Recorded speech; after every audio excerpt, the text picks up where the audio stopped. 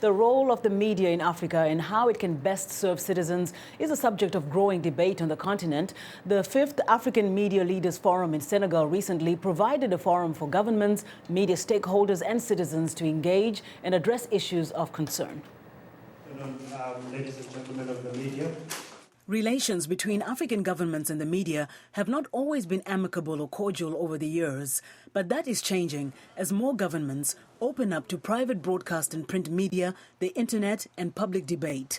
Among them is Senegal, whose president, Macky Sall, recently hosted and chaired part of a media forum and promised to improve Senegal's media by decriminalizing press offenses and subsidizing the industry.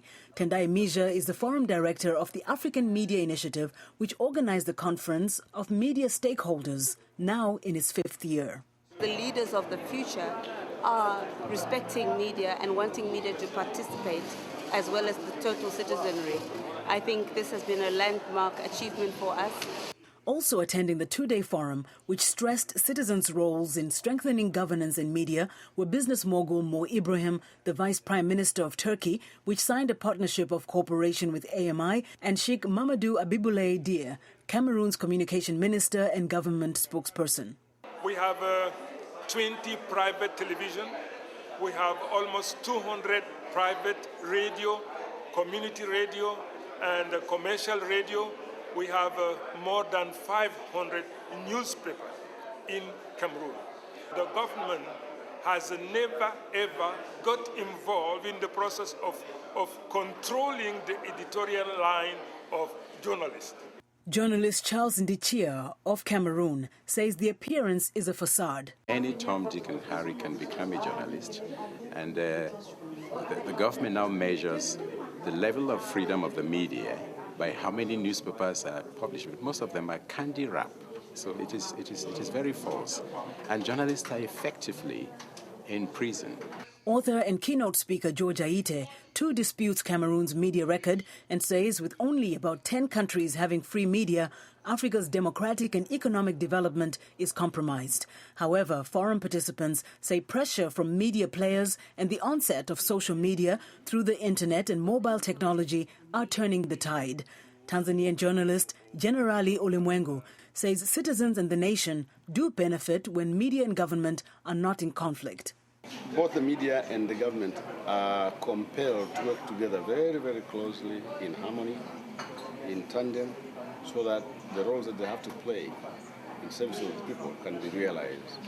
A public debate on media and citizenship noted the importance citizens attach to media, particularly vulnerable groups like women and youth.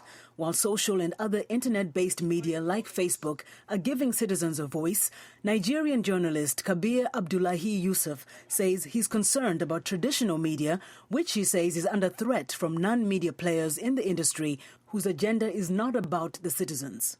As media becomes more private, is owned by business interests or political interests, it becomes more sectional.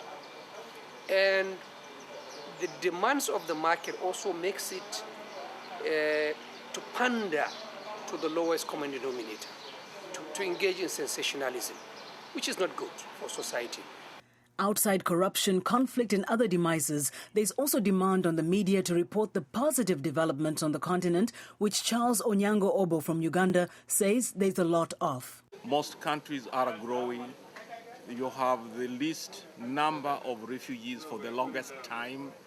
You have 35 countries in Africa which are better than China, than Russia on the Transparency International Corruption Index.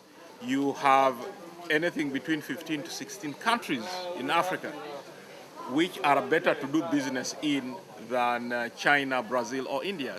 Some panelists, however, urged media to dig deeper into what appears to be positive stories and ask if Africa is benefiting. What are we seeing in Africa? Are we seeing investment in African development or outvestment by Africa, which is externalizing her resources, creating jobs elsewhere in China, in Indonesia, in Thailand, and elsewhere, while our youth become mere hawkers to sell trinkets that are being imported from China. This is not the kind of development that you want.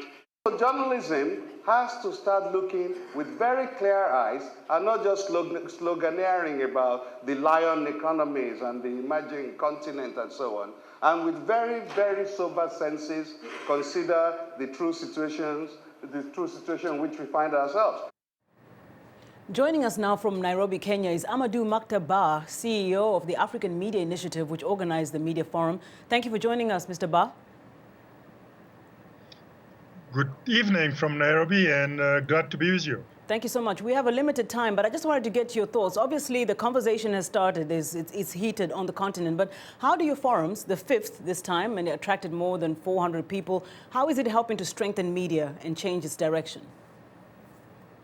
Well, first and foremost, we have to recognize the fact that before this forum was organized, it was very difficult to get a Senegalese journalist, for instance, and a Kenyan journalist to get to know each other, or even media owners, media executives to get to know each other so that they can together share best practices and try to work together on projects. So I think in terms of that, alone, we can say that this has been greatly beneficial to the African media landscape on the continent. Now, getting to know each other, sharing best practices to improve the media landscape on the continent. The presence of President Macky Sall at the event, other high-level government officials, and what they said there, how is one to know that it's not just lip service, that these are real fundamental changes taking place on the continent? Well, I mean, the reality is President Macky Sall is a new kind of leader.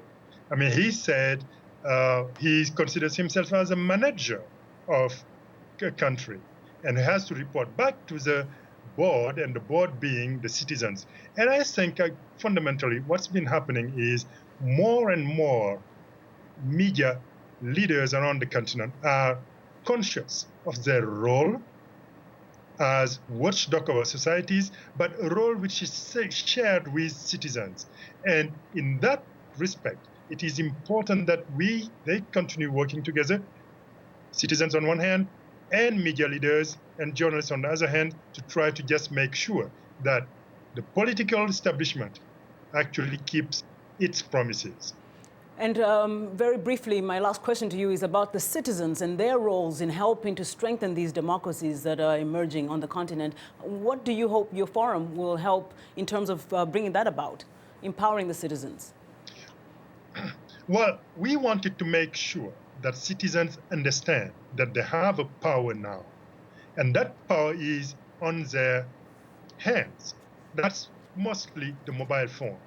Of course, laptops and others, but mostly handheld devices, mobile phone in particular in Africa. And what we wanted to really surface at the meeting this year, at the forum, is the fact that citizens know that ultimately they can work hand in hand with traditional media houses to try to push stories that count, stories that can improve accountability, transparency, and help also improve human development in general. And I hope that's what we achieve to do. Well, thank you so much, Mr. Amadou Mahtar Bar, for joining us all the way from Nairobi via Skype.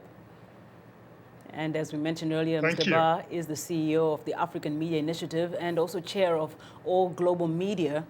He joined us from Nairobi, Kenya.